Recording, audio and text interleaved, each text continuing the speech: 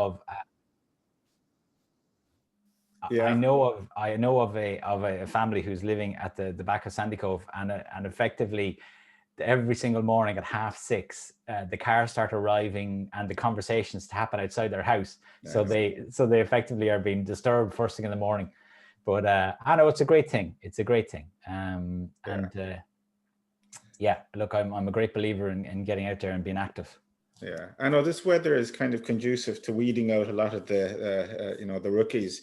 The pain threshold is a bit lower, so I'd expect it'll kind of wash through. But I have to say, I'm very impressed with the amount of people that are still doing it. Yes. So it's really something that's caught on, and probably one of the better things, hopefully, that people will take with them, because it's a great way to start the day, I must say. It really kickstarts the whole kind of thought process, and it sets you up for the day, particularly as you're in kind of in a lockdown mode where you're at home a lot. It certainly kind of gives you a fresh perspective. Yeah. Are you a first thing in the morning swimmer? I'm a summer first thing in the morning swimmer. I'm a tidal swimmer during this time of year. I generally follow the tides. And that's one of the great things about lockdown. I mean, I'm not too far from there. So I go for full tides where possible. Okay. Being mindful of that minimal pain piece that we discussed. Yeah. So, yeah. So, okay, I think we're coming up to kick off, and we've got quite a few people joining us now, and that's great. So if you just bear with us for a couple more moments, folks, we'll take the ship of state out presently. If you want to fire up the coffee machine and get your coffees ready. Looking forward to this morning. It should be quite interesting and timely, I guess, given the circumstances. It's been an interesting week for sure, both with, I suppose, the four-year rotation in terms of the US presidential election and the outcome of that. And probably more importantly, that there's wisps of white smoke from Pfizer in terms of a vaccine, which I'm delighted to hear in the last 24 hours. So that's to be welcomed as well. And please God, they'll get that right. And we'll be doing less Zooming and more physical coffees in the not too distant future.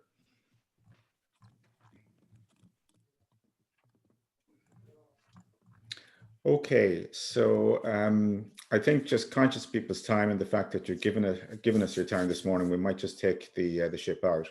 So look, good morning and welcome to the IMCA, the Institute of Management Consultants Masterclass this morning. My name is Patrick Downs and I'm your host for this exercise.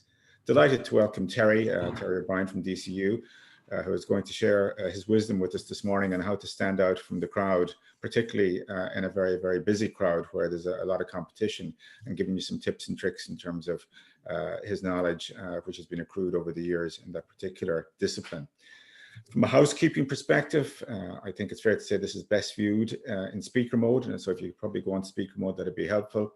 And from a GDPR point of view, just to also advise, we are recording this. It'll be going up on the Institute website from our knowledge sharing perspective. It's free of charge as part of our corporate social responsibility program. And equally, if you have any queries, please put them up via the chat. We'll try and get to them towards the end. And if not, we'll reflect on them. And if possible, Terry might come back to you post-event. So look, I would say to you, we have another masterclass coming up on the 20th of November. Professor Simon Haslam is one of the global leaders in terms of management consulting and the study of that. And he's going to be looking at the future trends within management consulting and where it's going, the road ahead, if you will. And to that end, we will be sending you our details after this event in regard to registration for that. So I would say without any further ado, Terry, I'm going to hand it over to you, and really looking forward to this, and let's take her out. Okay, excellent. Thanks very much, Patrick. So hi, everybody. My name is Terry O Brien. I'm a lecturer in DCU. I lecture on careers and personal development. But before I came to DCU, I owned and ran my own recruitment agency. So I placed 500 people in professional jobs, did 10,000 interviews, trained in 50 to 100 recruiters. So I have a lot of knowledge within this particular area. So today, what I'm hoping to do is to bring this knowledge to this particular conversation. Okay, so today we're going to talk about how you're going to stand out in a crowded job market. And it is a crowded job market at the moment, okay, because things are a little bit up and down, okay. So But this reminds me of a particular story, and the story happened back in 2008. I owned my own recruitment company, and there was a meeting scheduled for all the owners of the recruitment companies across Ireland. So the meeting was in Dublin, and effectively they were discussing, well, there's a downturn right now. What are we going to do, right? And over time, the conversation started to veer more towards people who'd been through more recessions. Effectively, people had been through 3 and 4 and 5 recessions. Now I'd been through 1 recession at the time. So from my point of view, I was just thinking, okay, well, how do I get through this? And it was all short-term thinking. And after a couple of hours discussion, I realized that these people who had been through 3 or 4 or 5 downturns effectively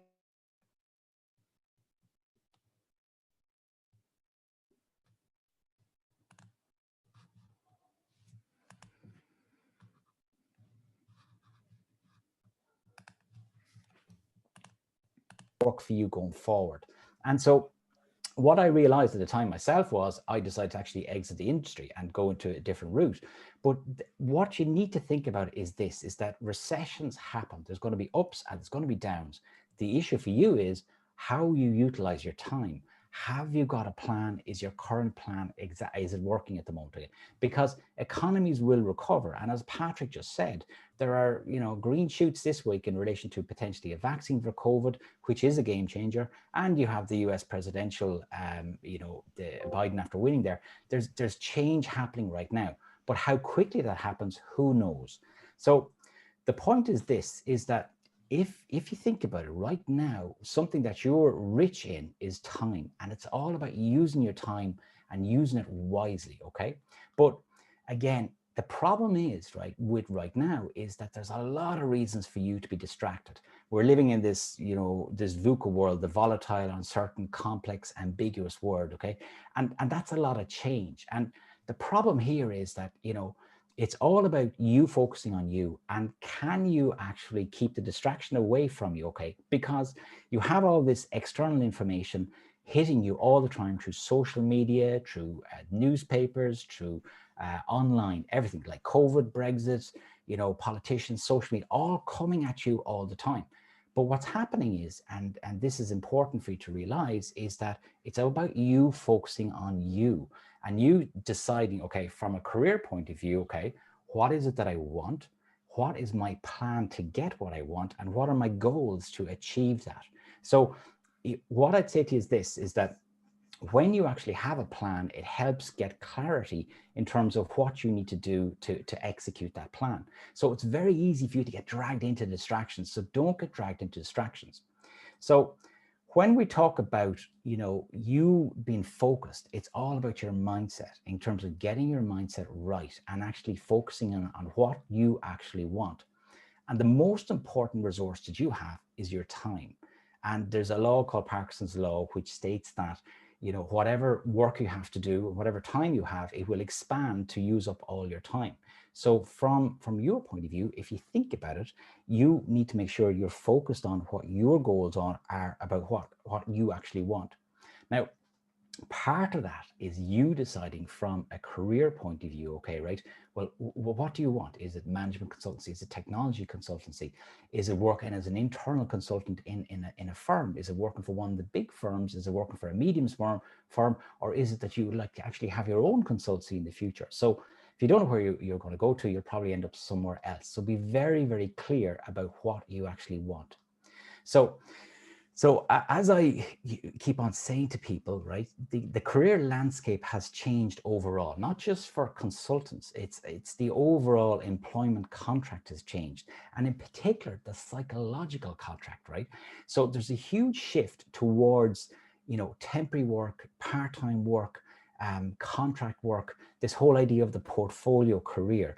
And change is happening more and more rapidly, meaning that there's more potential opportunity out there if you can spot the opportunity. So the new norm for people right now, and this is for everybody, right, within the area of trying to get a career and trying to get a job and get that first job after college, is that it's all about your self-directed learning, meaning that you are responsible for your development. It's all about you managing your career, meaning that it's not up to the company to tell you, how you get promoted, when you get promoted, how much you get promoted for. This is all about you taking control of your career and you being in charge. And this is what I call successful career management. So for example, some of the large companies like Airbnb, Google, Facebook, they effectively expect employees to come to them to say, well, this is the learning I would like to do. This is the course I'd like you to run for me. This is an area I would like to explore. So from that point of view, careers now used to be a situation where the employer dictated, you know, how fast you got promoted, how well you did in your career, did you stay in a particular area, whereas now it's been brought back to the individual. So what we're seeing is that this is the trend, and this is what's actually happening out in the marketplace. And here's a little bit of research. And the crucial point here is you can see here that part-time work is growing quite rapidly, and full-time work in terms of permanent pensionable is going the opposite direction. So this is literally from earlier on this year, and it's from McKinsey. And this is quite a big sample survey across like 79 countries. So from that point of view, this new trend towards you being responsible for your own career, more flexible part-time work, portfolio work, temporary assignments, this is the new norm that's coming into the marketplace. So the real question for you is this, is that how do you cope in this new world? Like, you know, how do you make sure that your career is on track? How do you make sure that if you are out of work for a period of time that is as short as possible? And the way you do this is that it's about how you look at the marketplace, okay? So it's always about understanding that there are always opportunities, but you just have to spot them and be aware of them all the time. And as the old saying goes, never waste a burning bridge. And this means this, is that whenever there's huge change, like we have at the moment, okay, where we have COVID at the moment, we have Brexit looming large, effectively that's a lot of change, which means that there's opportunities. Companies have to change to cope with that. So from that point of view, there's always opportunities. It's always about spotting that opportunity and being in the right place at the right time. So how do you do that? And how do you get ahead of the crowd in terms of your job hunt, okay? So what I'm going to do is I'm going to give you 5 steps, okay, right, to unlock the job market, okay? So step number 1 is about having the right strategy. Step number 2 is basically don't let lack of experience actually hold you back. Number 3 is this is about using your time wisely and making yourself more employable. Step 4 is what you want to do is tap into the hidden job market, which I'm going to show you. And then number 5 is maximize your network and maximize your exposure on LinkedIn. So 5 steps. I'm going to go through each of these individually. Okay, so we'll look at the first one. It's about getting the right strategy to get the right job. Okay, so the reality possibly for a lot of you is this, is that you had a plan, and the plan was I'll get into a grad scheme, and whoever it is, a Deloitte, a PwC of this world. And then, you know, if that didn't work out, well, then actually I'll just do up my CV, I'll send my CV out, I'll hit the job sites, and I will see what happens. And then if that doesn't work out, then panic sets in and you send out even more CVs. So effectively, what you need to say to yourself is, well, if that hasn't worked, well, then maybe it's time for a new plan, okay? So let's look at what that new plan could be. Now, for anybody who knows me, and I work with a lot of external clients as well as students in DCU, is that I'm always talking about what I might be called a superpower. And the superpower is this meta competency, the whole idea that is that it's about adaptability. And it's not, it's a lovely saying here from Charles Darwin, it's not about strongest species survive or the most intelligent, it's rather the most adaptability. So if you think about it, from your point of view, you need to have a career job hunt plan that is adaptable. And I divide that into 3 plans, a plan A, a plan B, and a plan C, okay? So plan A is about being very, very clear, okay, about, well, what is your ideal job, your ideal career? Then create a flexible plan to achieve that.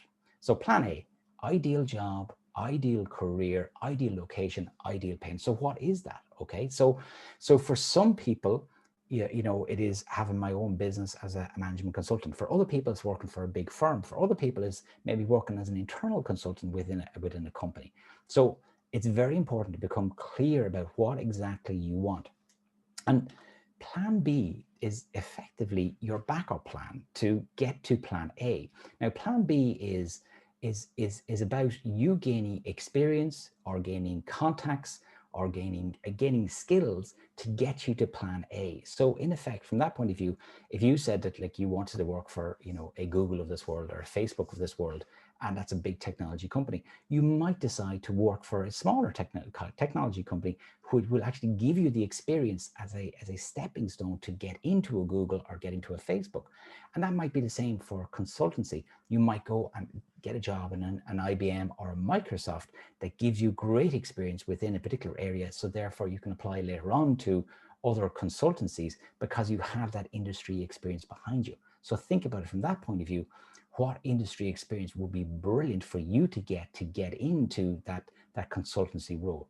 And plan C is this is basically the job to pay the bills. So this could be a temporary piece of work which you get. Now, this doesn't necessarily need to be a piece of work experience that is going to make you, change your world. This is just all about having money to survive, okay? And it's okay to actually have a temporary job to have money to survive, as long as you're actually building, you've got a plan A, a plan B, and a plan C as such. And the whole idea is that it's all about flexibility, this adaptability. Now, this is something I keep on saying to people, and I can tell you right now, I guarantee Patrick would back me up on this, okay, right? Most people look from the outside and they see success like this. They see it in a straight line, and they got a job here and they got another job here, and then they got the big house on the hill and they got the lovely car, and it was actually wonderful. But the reality is, for most people, success looks like this, right? And the point is that you are going to go sometimes down cul-de-sacs. Sometimes you're going to take on board projects, that aren't necessarily related to what you think you should be doing at the time.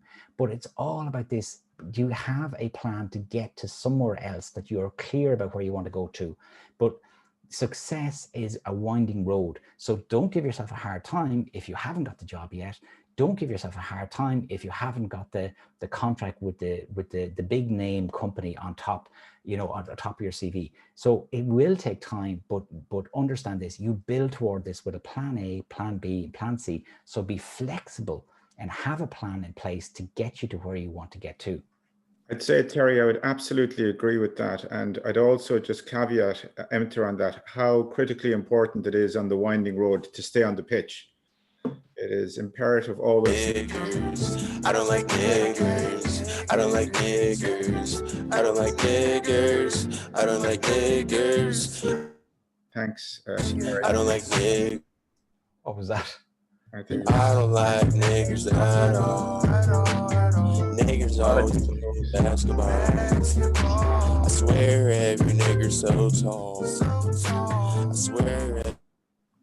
apologies about that. I don't like niggers. Okay. We'll sorry. Yeah. Someone's being a bit naughty there, and sincere apologies. Yeah, apologies to everybody about that.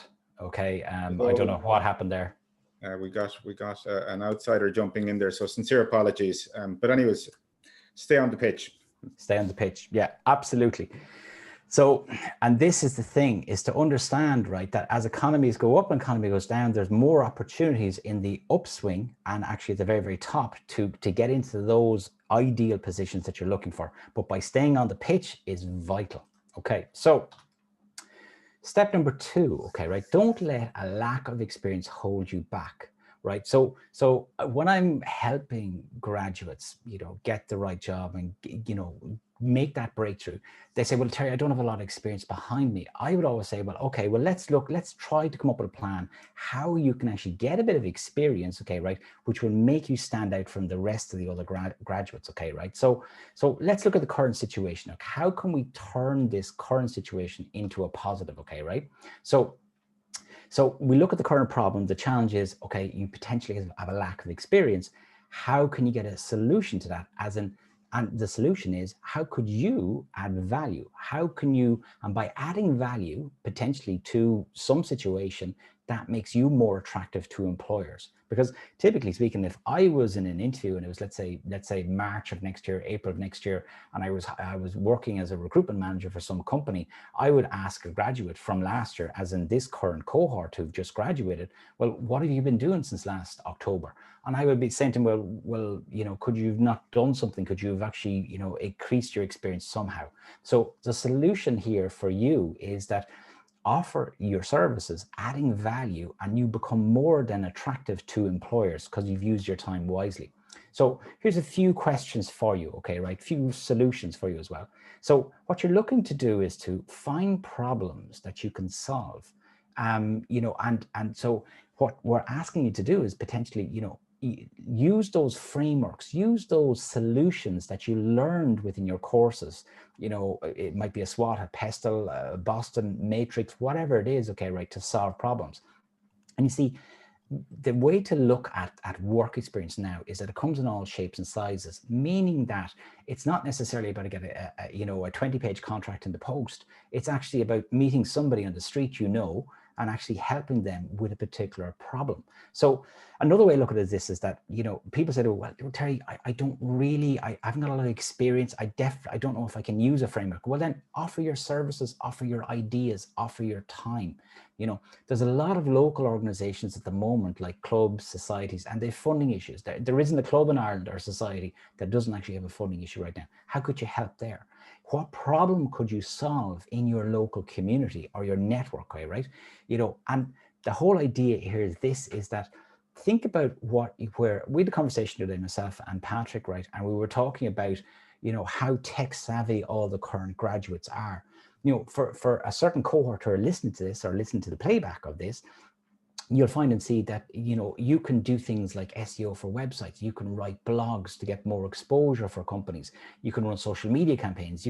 You effectively can do a load of things for companies because you are now straight out of college, because you have great qualifications. You have, your learning curve is like this right now, which means that you are hugely value add to companies. So, you know, a lot of companies right now as well are struggling to get online, get a presence online, get their website on, get found online. So there's a whole area there that you potentially could be huge value add. And every time you can do a small little mini project for a company, any sort of applied project, even if it's only 2 weeks, even if it's only a couple of days, the reality is that that looks great on your CV and it increases your experience. And so again, I would encourage you, right? You learn by doing, right? So write down what you can do and see, is there somewhere locally you can actually offer that? And even at worst, just offer your time.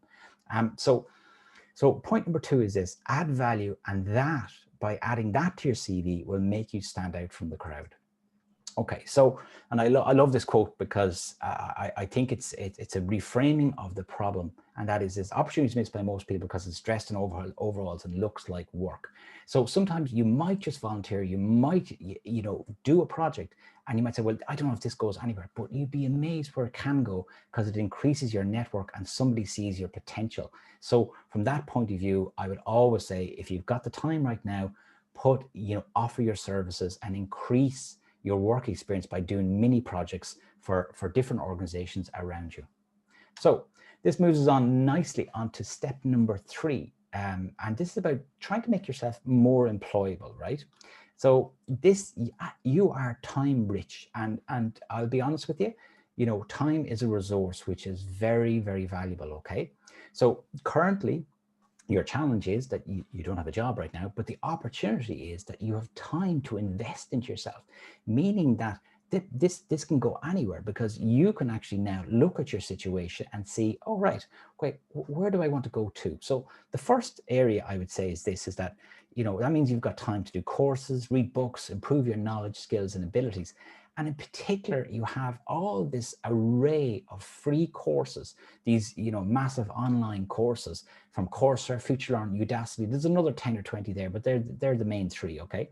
And if you think about working as a consultant, right, you know, the skills involved working as a consultant, right, from a generic point of view, would be like presentation skills, report writing, project management, you know, Excel, you know, budgeting, all those areas. So could you, if you analyzed right now your current skill set, could you see that if you analyze the job role of a consultant, do you have gaps at the moment? So it could be quite simply project management or presentation skills or report writing. So now's the time to do a course to upskill that particular area.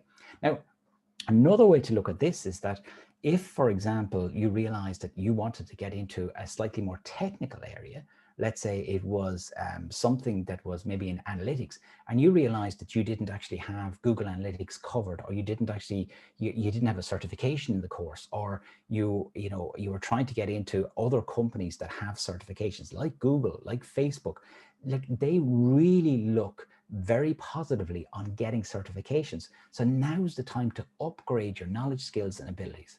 Okay, so that's the first point in terms of using your time. But the second point is this, right? Is that I'm having a conversation the other day, myself and Patrick, about this, right? And what came out from the conversation was there's no such thing as a general consultant, right? And because I teach in the area of careers, I help people become very, very clear about what is the area they want to be in. So if you said, oh, I want to be a technology consultant, but within technology consultant, if you abstract down, there's loads of little areas within that. Is it analytics? Is it web design? Is it user experience, right? There's another 10 or 15 in that area. So now's the time to explore that from a career exploration angle. So like management consultants, what is it that what area? Is there a particular sector you'd like to specialize in? Is it like hospitality? Is it retail? Is it, banking, financial? So now's the time to explore that from a career point of view. And you might say, well, Terry, how do we do that? Well, how you do it is by you actually contact people and you do informational interviews. You ask people who are in those areas, well, what's it like to work as a management consultant for the retail sector? What's it like to work as a and you find those people and you tap into, and I can guarantee you, when you ask people, could I do an interview with you? Could I have a chat with you over the phone for 10, 15, 20 minutes? They will give their time, because most people understand it's all about the network, and they all understand that it's actually all about helping other people out, because you get that value back all the time. So, and just from that angle, I would say this is that when you think about the whole idea, if for any of you who actually want your own business in the future, it's all about niching down, as in you need to find out where exactly is that area that you provide the most value to. So again, this is a great time to move from, a general career idea, I want to become a management consultant, to specialize into a particular area or a particular industry, and finding out more information about that area. Now, the third one is, and I put this in deliberately because this is about you from a mental health point of view, because right now you're job hunting, you're searching the markets, you're seeing what's out there. So it's very important from your own mental health that you are keeping yourself positive, you're keeping yourself interested, and you're keeping yourself your learning curve quite high. And what I like to do is this: I say to people, there's a great story about Steve Jobs. He was working, he formed Apple, and obviously Apple is, quite a unique company. But Steve Jobs dropped out of college, and he was in his year 2 and dropped out of college. And the course directors said to him, look, you're going to be here for the rest of the year. You might as well do whatever course you want to do. And as a result of that, he did a course on fonts. Now, at the time, right, as in fonts, as in Times New, Roman, Arial, all that area. And he didn't understand why he did it, but he just did it because he was interested in it, right? So he did it out of general interest. And 7 or 8 years later, he sets up Apple, and he creates the unique Apple font, which is the signature font of Apple. And only because he did that course 7 or 8 years, he didn't actually have that experience before he'd actually gone to college. So my point is this, is that when you pursue an interest, as in you do a little course in it, or you interact with people who are the same interest area, not only does it expand your network, but also it might be that there could be an angle there for you, right? That people say, well, this guy's really interested in this area and he knows a lot about this particular area. So from that point of view, it's not just a mental health angle, it's also about a specialty interest area that maybe a career could develop from in the medium long term. But in the short term, just do it from a mental health point of view, okay? Now, let's move on And so we've gone from, okay, get the right strategy and be flexible. Remember plan A, plan B, C. And we've moved into, don't let experience hold you back. Make sure that you are applying. And then we're talking about, okay, make yourself more employable. Go down a couple of different routes to improve your knowledge, skills, and abilities, and clarify your career direction, and then pursue those interests as well. Now we're going to get into a little bit lower down, but I'm going to look at the job hunting market in particular. And what I would like you to do is to tap into the hidden job market. So the biggest mistake that most job makers make is this, is that they apply solely for jobs online, and they spend a lot of time searching the job sites, submit the CV. And the problem there is that every time you're submitting your CV, again, you're up against hundreds of other candidates. And this is why you end up with no interviews and probably very few interviews and very little in terms of job offers. So again, this brings us back to you as an individual in terms of focus. Automatically, if you're getting rejection emails, it will affect your motivation and confidence. But I'm here to tell you, there's another way to tackle this market, okay, right? And this is what I'm going to show you, okay? So this is where the job hunt strategy goes wrong. So typical job hunter, okay, right? What happens is puts a CV together, like goes on to the job sites, talks to recruitment agencies, might hit some other government job sites like Public Jobs in Ireland, and then creates a LinkedIn profile. And this is where they spend 80% of their activity, because what happens is, because it's 4 or 5 or 6 job sites and there's jobs to go through, by the time you do that, that's maybe an hour or two's work every single day or a few times a week. And then you might get a call back or two from recruitment agencies and it looks like you're actually busy, right? But as you get desperate, what happens is the job hunter realizes, well, it was this guy, Terry O Brien, and he said it's all about networking, okay, right? So suddenly, as people get desperate, they start networking, they get proactive on LinkedIn, they start sending out speculative CVs, and they look at their alumni in terms of where they've gone to in terms of qualifications and maybe even professional memberships, okay, right? So this is what a job hunter actually does, and most people spend their activity up here. Now, this is what HR manager does. Now, I've been the HR manager. So I've been the recruitment agency supplying into the HR manager, but I've also been the person internally in the company who's actually done managed the recruitment campaigns. So the first thing that I would do as HR manager is I would invite internal applications. So this could be an email being sent around to everybody within the firm to say, would you like to apply for this particular job role? And I'd send a job specification with it. And I'd post that internal advertisement maybe up on some notice board, not just physically a notice board, but actually a notice board of the company, that some sort of intranet which is only within the company. And I'd make sure that everybody who's in the company knows that we are currently hiring for a job role. And that's absolutely what has to happen, because it has to be fair and transparent.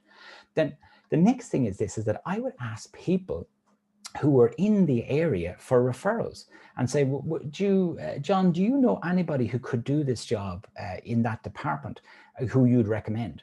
And John would say, no, I don't know anybody. And literally what will happen is everybody will get asked who's around that area. So look, well, do you know of anybody, right? And then I would look at my CVs that have been sent into me by email or by post. Now, so what would happen then is that within my list of all my CVs, I would go through all of those CVs, because effectively they have come into me and they've applied into it. So I will review all those CVs that have been sent into me. Now, here is the crucial point, right? Is that this I would call I'll call it like an internal channel. And this is where 80% of all the activity, the recruitment activity happens, okay, right? The only reason a HR manager will look externally is if point number 1 to 4 here, right, has been unsuccessful. So, and you might say, well, why is that? Surely, Terry, you'd want the best person for the job. But you see, if you've already got some really good CVs after coming in, well, then you mightn't necessarily look externally. So externally, you could use a government job site because it's free. Posting an advertisement on a job site will cost you anywhere from a couple of €100 to an account for a couple of €1,000. And finally, the area of using recruitment agencies, and I used to own one, get paid for the best of the best people. And the cost typically is a couple of €1,000, maybe 4,000, 5,000, 6,000, 10,000 euro. So there's a cost with going externally and looking into the marketplace.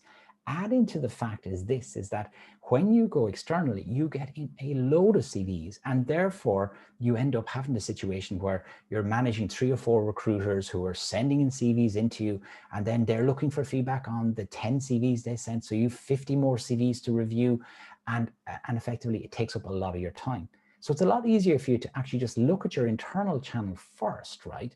Ask for referrals and look at your CVs on file. So here is the insight for you, and you've probably guessed it already. So if you can see this gray box up here on the left-hand side, 80% of what a job hunter does is actually the relationship with that is this is what the HR manager does. They will only, it's an inverted relationship. So from that point of view, the HR manager, this hidden market, right, that you're looking at, how you tap into that is by networking, LinkedIn, speculative CVs, alumni, professional memberships. So from that point of view, if you think about it, ask yourself right now, how much have you tried to tap into the hidden job market? And this is the huge takeaway for me from this particular, this whole strategy. So it's about getting your strategy right. So what would you say? So Terry, well, what would you advise me do? And this is what it is. I said, most jobs will be filled through contacts, networks, speculative CVs, and LinkedIn networking. And this is where you should spend 80% of your time. Now, some people say to me, oh, Terry, are you telling me now to ignore job sites? No, I'm basically saying that's where 20% of your time should go, because you never know, maybe a really good job will come up in that particular area. But the other 80%, this is where, once you've decided what career you want, as in plan A, and if that's not available, then you got plan B. Okay, what am I going to do plan B to build that up? Well, then you should be working towards this, as in true contacts, true networks, speculative CVs, and LinkedIn networking, okay? And let me just check one little thing here. Some people came in on the chat box. Okay, right. Exit. Yeah, okay. Shameless plug from Patrick here in relation to a job vacancy section, but we're keeping an eye on. Excellent stuff, right? Right. So from that point of view, my advice to you is tap into the hidden job market. And you might say, well, Terry, how do I do it? Okay, the first thing is 80% of your time should be put into this area. Okay, right. And how we're going to do that is through a variety of different ways, right? And one of them is the speculative way. And next is actually networking, contacts, and then also LinkedIn. Now I put contacts and networking with LinkedIn here today for the sake of the flow of the presentation. Okay, right? So let's just talk about speculative CVs. So let's be very, very clear here. Okay, right? There is no job being advertised by the company, but, and it is a big but, there is a job in that company that matches your skill or career interest. So they might have a job to employ you, but it's not being advertised right now. So in a way, you're just taking a chance, okay, right? You're just letting them know. But here is the big question for you. How is a company meant to know that you exist and you are available with your skills and your knowledge and this wonderful, your wonderful talent that you have, that you can bring to the situation? How can they know you exist unless you send a CV into them? So speculative approach means that instead of you applying to an ad where you've got hundreds of CVs you're up against, it means that you are in a very small pile of CVs. And that is very good news, okay? So I always say to people, make sure that, and this is it, make sure if you have a list of 5 or 10 or 15 or 20 companies, oh, I'd love to work for PwC, I'd love to work for Deloitte, I'd love to work for Accenture, make sure that they actually have your CV. Okay, right? You have everything to gain. If they don't have the CV, well, then they don't know about you, right? And then if you think about your plan B, which is this backup plan to get to plan A, then, that could be getting into a Google, a Facebook, any of those particular companies. So make sure they have your CV as well. So don't wait for them to advertise it, because what's happening is, and this is what I do with my clients, and this is what I do with the students who've gone through, I've taught inside in DCU. Effectively, this is what I'm telling them to do, and they're doing that and they're getting success. So don't wait for this job role to be advertised, okay, right? So let me just go back to this slide here for a second. So from your point of view here, speculative CVs actually do work. So make sure you get them out to particular companies. Now we're going to talk about networking LinkedIn very, very shortly, okay, right? So moving slightly ahead here, okay, right? So step number 5, okay, of this to unlock the job market, okay, how to network and basically how to use LinkedIn to your advantage. Now, Networking is slightly after changing right now because of the nature of COVID and there's no face-to-face, but I still think it's very relevant because people might be looking back at this in 6 months, a year down the line, and when they're looking at it, they might say COVID might have passed over. So the concept of networking is the watering hole concept, meaning the watering hole, like it's like the savannah in Africa, and all the animals have to come to the water hole, and you are the line. You know, eventually animals have to come to that watering hole. So where is your target audience? Where are people, you know, who could be in your network? Where are they congregating? Okay, is it LinkedIn? Is it groups? Is it alumni? Is it professional memberships, right? Within the IMCA, right? You know, is it events? Is it careers affair? So where exactly could you potentially actually network? So think about that. And this is, and I'm always a great believer and said, look, you know, we'll dumb down networking here for a second. People get very scared and say, well, I don't have a networking spiel. I don't, you know, I'm not good with people. No, I'm going to tell you this. Networking is just about people meeting people. And you've been able to say for honestly 10, 15 seconds, I am Terry O Brien. I'm a career consultant. I fix people's career problems. It's that simple. And all you have to do is turn up and listen. And I can guarantee you that part of really getting on very well with people is just listening. So you don't need to do a lot of talking, but you can do a lot of listening. So from that point of view, you know, what's your networking plan? What is, in terms of your watering hole plan, where are you actually mingling and meeting and expanding your network? Now, moving on to recruitment agencies. Now, earlier on, I just said, okay, well, recruitment agencies are paid for the best of the best people. Absolutely. And that is just totally true. But when the market is extremely, we'll say, difficult, what happens is recruitment agencies do, yes, they have less jobs, but what they, as the market increases, the amount of jobs recruitment agencies have to fill get bigger and bigger. So my advice to you right now is this: and I've seen this because I've done this, and I've recommended because I've trained in 50 to 100 recruiters. What you want to do is that when a client, as in a company, you know, rings up a recruitment agency, well, I have this job, Terry, and I'd like to fill it. It's for a production manager, you know, in West Dublin. What I'll do is I will always go to the first candidates that I think are the best candidates. And the best candidates are the people that I've actually met. So I know, like, and trust them. So what I'm saying is this, is that if you're sending in a CV randomly into a recruitment agency, you are just another CV. Once you actually meet up with a recruitment agency and you do an interview with them, they know you and they know what you have to offer and know what your skills are, your qualifications are, and what you're looking for. And if they know that you can do a good interview, right, and you can perform well and that you're able to represent them in a professional manner, they know that if they put you forward to a job role, you effectively, when you go out to do an interview, in this case, it's probably going to be a Zoom interview, when you're doing that interview, you are representing that recruitment agency. And there is nothing as bad as sending forward people for job roles. And number one, they don't turn up. And number two, then they do terrible interviews. That has a complete reflection back on you to say, well, actually, you know, I trusted you, Terry, to find me, you know, 5 good CVs. We picked in 3 people for the interview, and you know, all of them did a terrible job. That is a terrible reflection back on you as an individual. So from that point of view, if recruitment agencies, they love putting forward really good candidates for job roles, but the way to do that is for you to make sure that you've met up with the recruitment agency and make sure that you're in contact with the recruitment agency, not just on a, you know, a flimsy 2-minute conversation. We're talking about like where they've actually interviewed you for 15, 20 minutes. And the reason being is this, is that when a client wants to fill a job role, they want to fill it immediately, meaning that it's about speed, and they know that you're going to go in and do a good interview.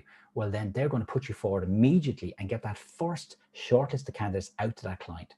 And the reality is this, with a lot of clients, is that they only want to do maybe 3 or 4 or 5 interviews. So if you're on that first shortlist, you've got a really good chance. So my advice is this, okay, build relationships with recruitment companies. Now, and this is another thing too, don't be under any illusion about, okay, well, that recruitment company is only a small recruitment company and that recruitment company is a huge, big recruitment company. Each recruitment company have different relationships with different firms. So be aware that you know, just because it's a small recruitment agency doesn't necessarily mean that they don't have jobs that are applicable to you. That could all change just like that tomorrow. There could be a brand new job being called through by a client.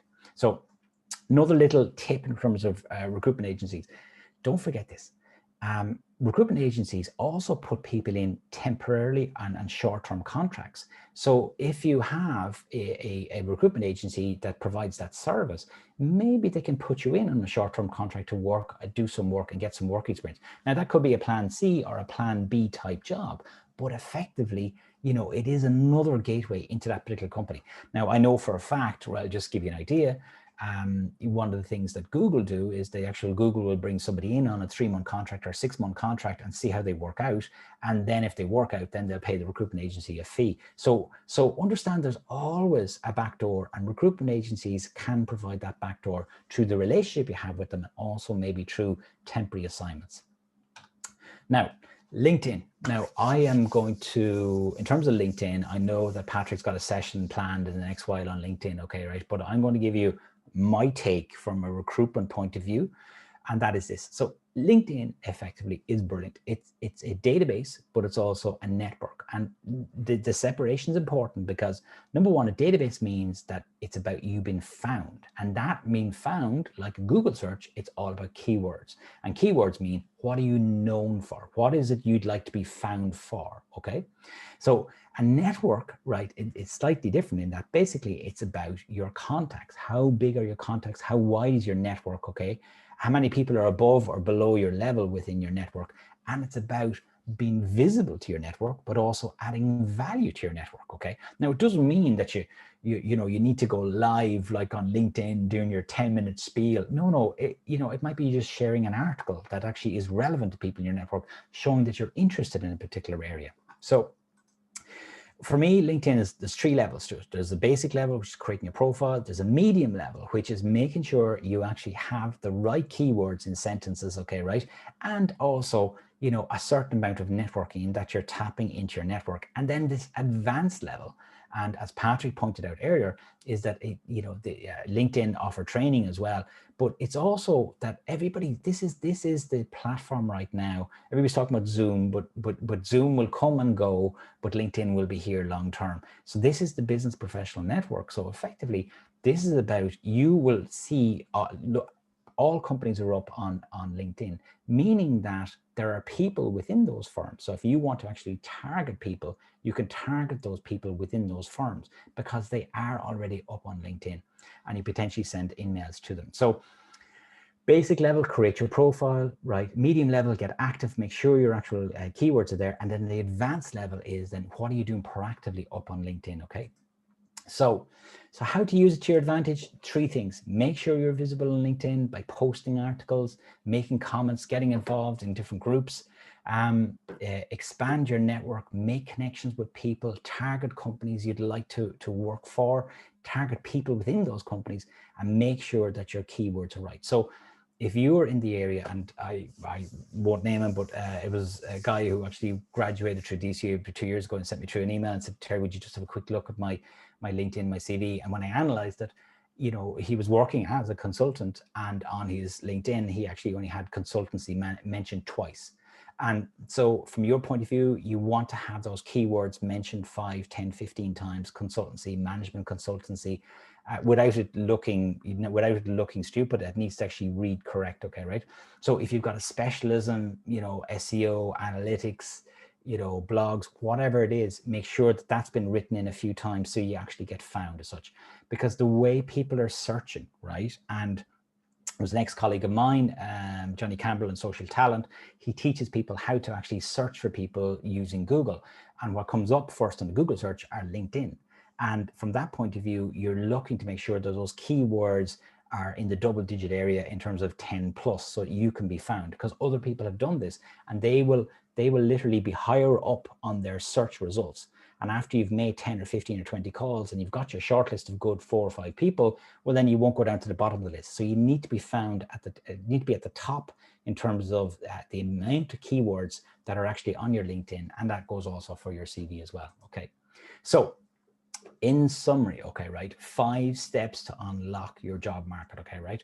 So you have this plan A, plan B, plan C. Plan A is what you go for, which is your ideal job, your absolute great job you want to go for. But have a plan B, which is building towards plan A. And it's okay if you take slight little detours. Number two, don't let experience hold you back. So now's the time to offer your services. Now's the time to use those frameworks. Now's the time to be the rainmaker where you solve problems for other people. Now, you know, sometimes, you know, it'll be a great project. Sometimes it's going to be only an okay project, but that expands your network, but also increases your work experience on your CV. And that, when somebody's reading your CV, say, oh, look at this guy. He's after doing fundraising for the local club, and that great. And he helped raise 25,000. Oh, look at this. He's doing SEO for a particular, beauty salon to actually get online, whatever it is. Number three, make yourself more employable by using your time right now. Invest in your knowledge, your skills, your abilities. Invest into clarifying, okay, what area within consultancy do I look for? And also exploring interest areas, which will expand your network, but also make you more interesting from the point of view of, you're saying, look, well, I'm from a mental health point of view. Number four, tap into the hidden job market, right? Which is basically, this is where the activity is. This is where jobs have been filled right now. So speculative CVs, tap into your network, wherever that is, and use LinkedIn. And the final one then is use LinkedIn to your advantage. Make sure that you are and connecting with me. Send me a connection, right? If you haven't connected already, send me a connection, okay? So from that point of view, tap into your network. LinkedIn is a live organic database for you to use to target the people, target the companies you want, and become visible and be found. So, just going to do just one final point in relation to the whole area of job hunting, okay, right? And this whole idea of this proactivity, okay, right? And so when you're actually creating your job hunt plan, make sure that you are not, we call it reactive. So for me, looking at job sites is reactive. Sometimes using recruitment agencies, but not trying to get an interview with them is reactive. Creating a basic LinkedIn is reactive. Registering your CV with job sites, Indeed or whoever, is reactive. Whereas proactivity is like, okay, tapping into your network, sending speculative CVs, getting your LinkedIn activity higher and making more connections there, and tapping into alumni and professional organizations like the IMCA is proactive. So be specific in terms of your goals, your SMART goals. Write down when you want to do something by when as such. So big difference. Remember that the hidden job market requires you to be proactive, okay? So again, just as a sample one, use recruitment agencies. I'm going to target this, ads in top 4 websites, speculative CV, network, I'll attend fairs, all that stuff, okay, right? LinkedIn, I'll set it up and I'll contact you with 10, 15 people, okay? So again, with your job hunt plan, again, written down goals work. It's the old classic thing is that if it isn't written down, well, then you don't know about it. Okay, so keep records of all your activities and contacts. If you're applying to a load of companies, make sure you set up a Google Sheet or an Excel spreadsheet. Okay, and remember, work comes in all shapes and sizes. All right.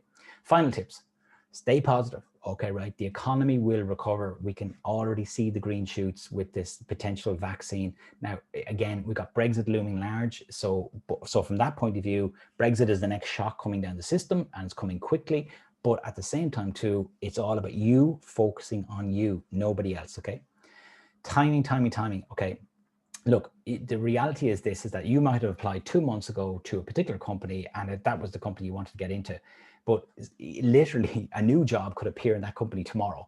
And they're literally after just getting in, 10 or 15 fresh CVs that look good. So from your point of view, reapply. Don't leave it 6 months, a year, right? Now, some of the bigger companies, they might say, well, we're aware of you. That's great. Thank you very much. But at the same time, too, for a lot of small, medium enterprises, they don't have a big structured database holding all the CVs. It's basically somebody's email inbox. So from that point of view, reapply. So time is important. Send speculative CVs. If the company don't have your CV, how are they meant to know about you? Okay. So you'll be in a smaller pile of CVs, and that'll get you ahead of the chasing pack. Now, also something new is after cropping up in the last while, and that is the whole idea of remote working, which means, could you actually take a job somewhere else abroad, but work from Ireland? Or if you are abroad right now, could you work from abroad and apply for jobs in Ireland or the UK or America? Okay. And again, this whole concept of adaptability, work comes in all shapes and sizes, okay, and be open to what turns up, right? get your experience from it, build your network from it, and that makes you more appealing to employers. So that's it. Terry, that was powerful, and I'll let you catch breath for a second. And I see there's some questions coming through there.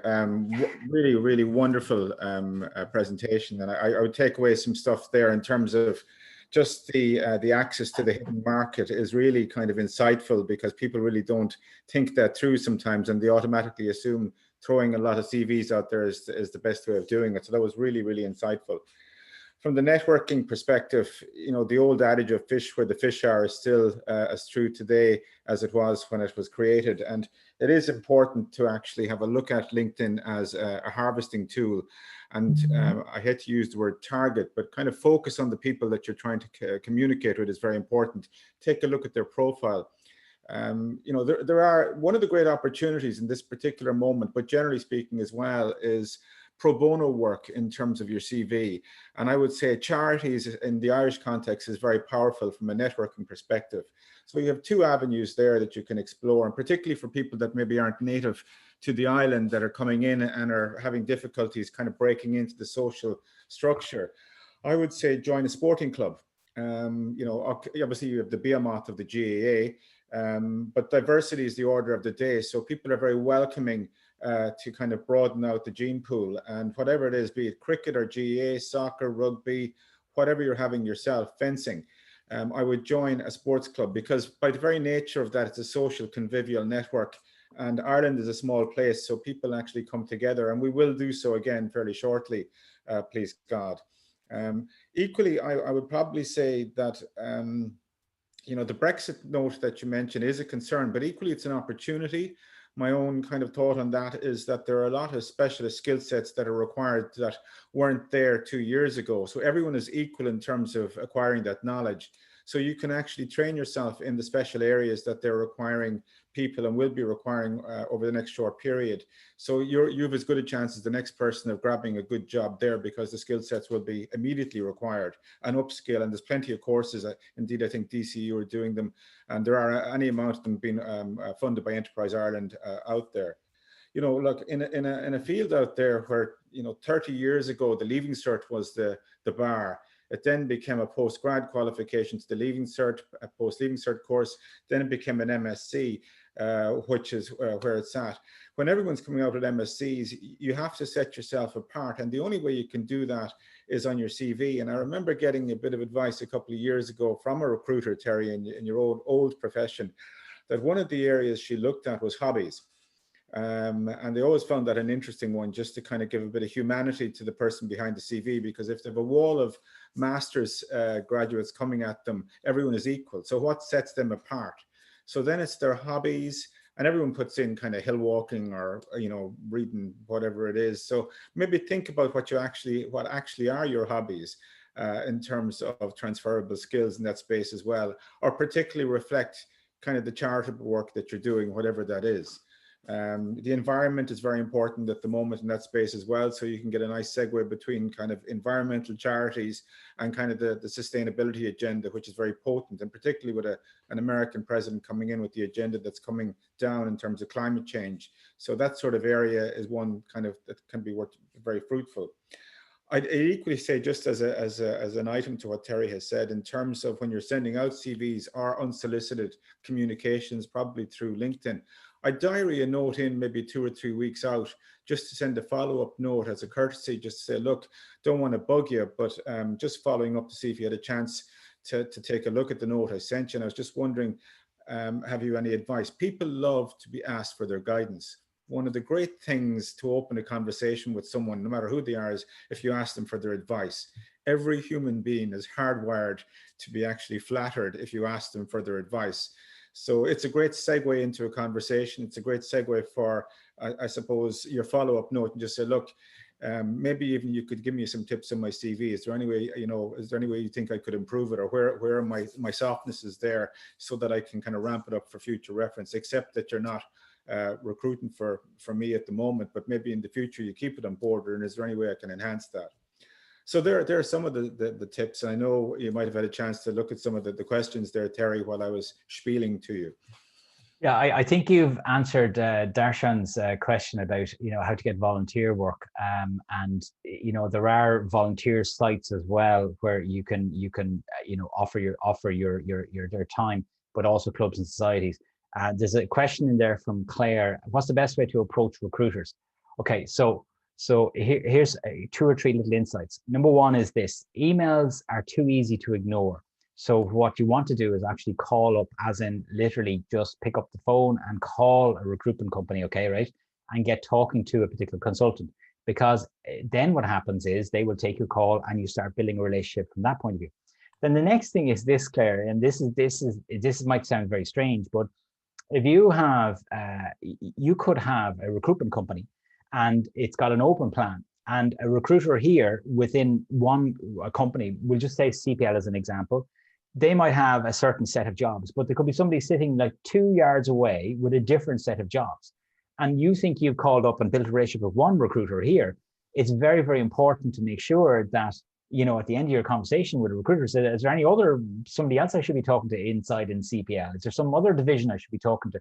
Because then they will pass you over to somebody else to relationship build with, because they could have a totally different set of jobs. So don't think just because you sent your CV into a recruitment company that covers that recruitment company completely. Individual people, recruiters, have individual banks of jobs. So understand this is that it's about multiple relationships within recruiters. So always finish that conversation with, is there somebody else I should be talking to as well? They might have some jobs. So from that point of view, get on the phone, call them up, and then ask the question, are there other people within the same recruitment company you should be talking to?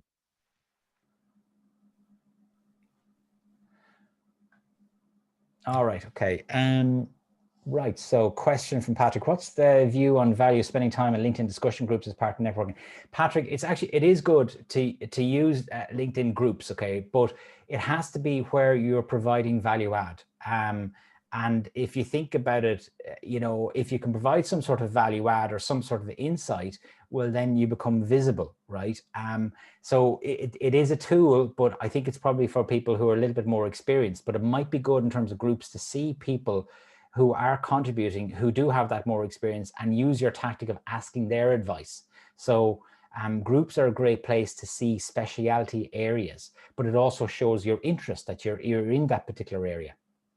So Terry, from a CV point of view, I just see a private message coming through there. They were asking the question, what is the kind of ideal length of a CV? Is it the 1-pager or the 3-pager or the perennial question?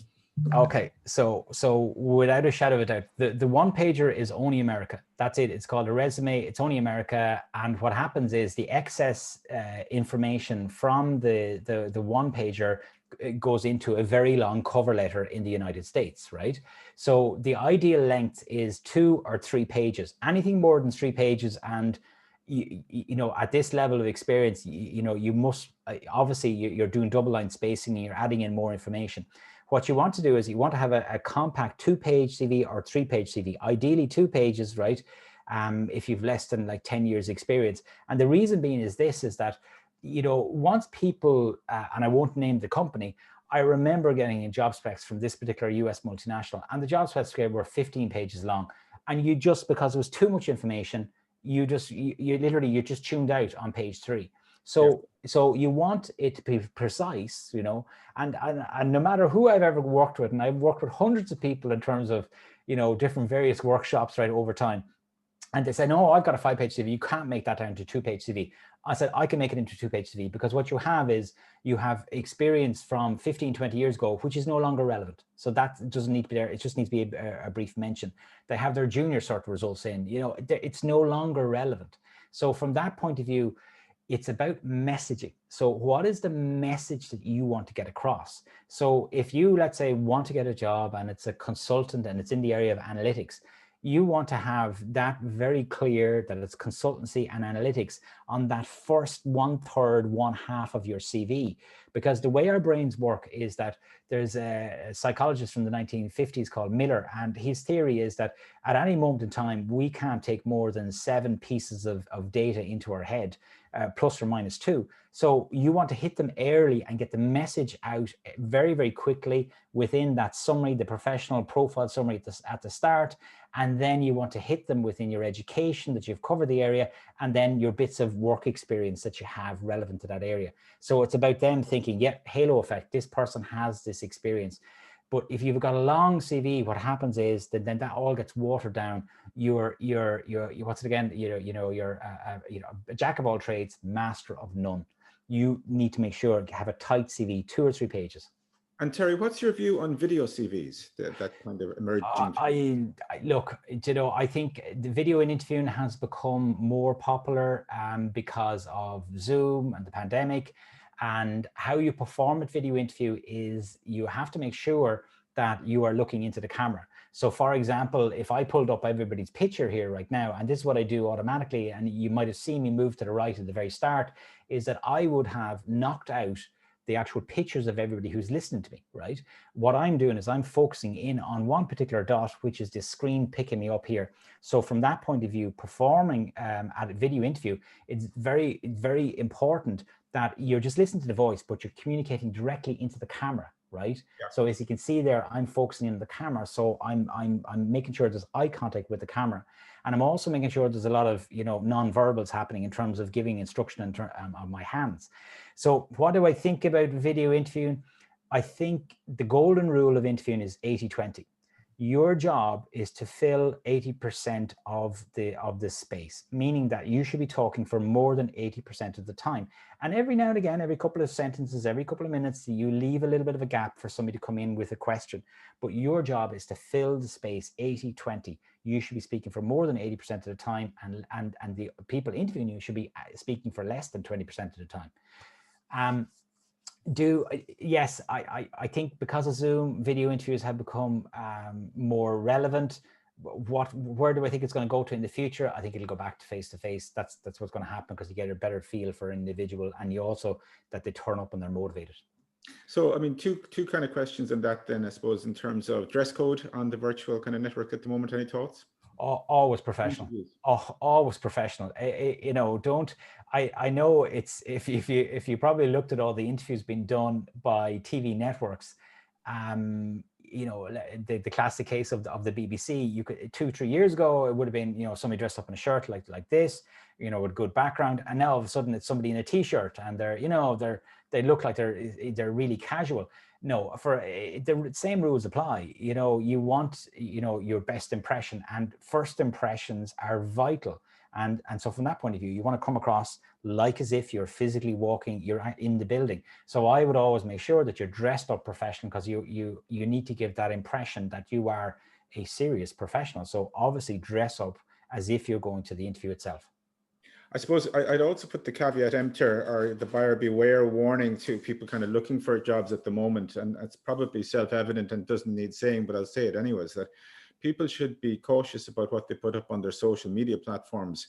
And I know it's an old dog teaching you tricks, but an amount of people come a cropper when they're at the final stage of an interview going for a good job, and the recruiters just happen to do a troll to their Facebook page or whatever, and they see untoward communications that come back and bite you. There is the right to be forgotten. Sometimes it's not a bad idea maybe to exercise that from your ill-gotten past, when you're a young fella or a young girl and you're posting stuff in your teens, which in retrospect might look fairly not what you would want out there. I would suggest you maybe to give some thought to exercising your right to be forgotten on that, and just cleaning out your social networks, because a job is, what puts the food on the table. So you should take all precautions to give yourself the best possible chance in that race in terms of standing out for the crowd. And you don't want to be standing out for the crowd for the wrong reasons, because you posted something 5 years ago that's going to come back and bite you on a great night down in Dingle on the Lash or something like that, or wherever. Yeah. So just be biggie cormac, as they say, a scale guy. Yeah, I completely concur with that. And what I would do is, after this session, if you have any concerns about it, I would Google your name and actually see what comes up.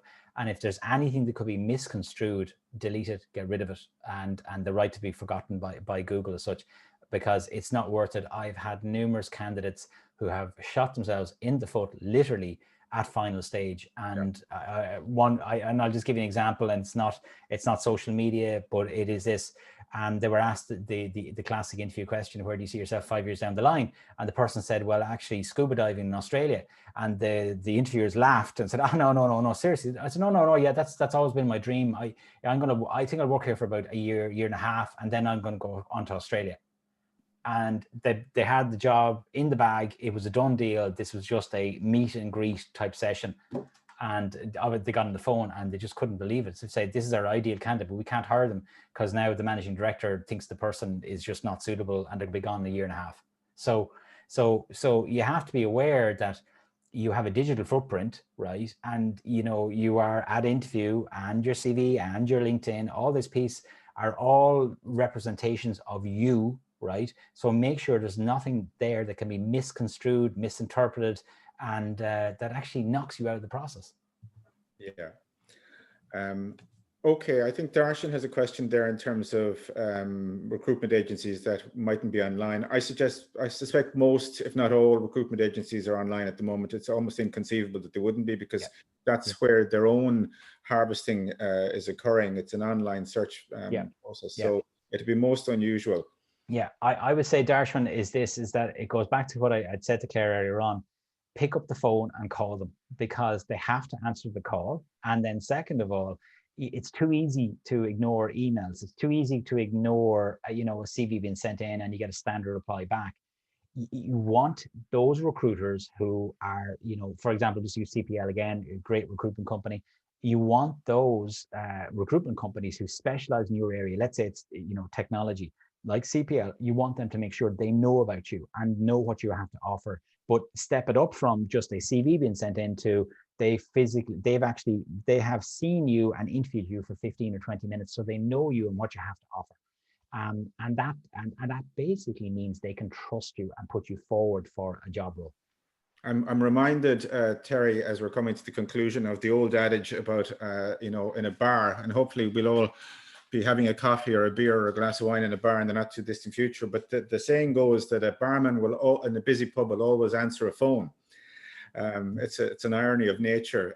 So again, it's a bit like recruiters. Even in a forest of CVs, if you were to ring the recruiter, he probably or she probably will answer the phone, and you'll get to contact him, because that's just the nature of the beast. Yes. So despite what I said earlier about emails, do pick up the phone, do ring, ask for that person. The worst that can happen is that you won't get to talk to them. You can leave a message. Yeah. But you have a human contact then. Yeah.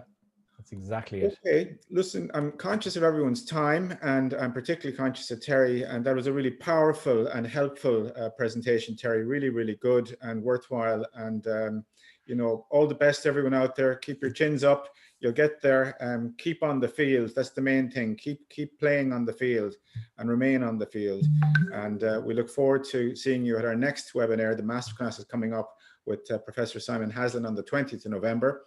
So in the meantime, have a great day, everyone. Thank you so much for attending. And on your behalf, I'll thank Terry once again. All right, God bless, goodbye, and take care. Bye, everybody. Bye-bye.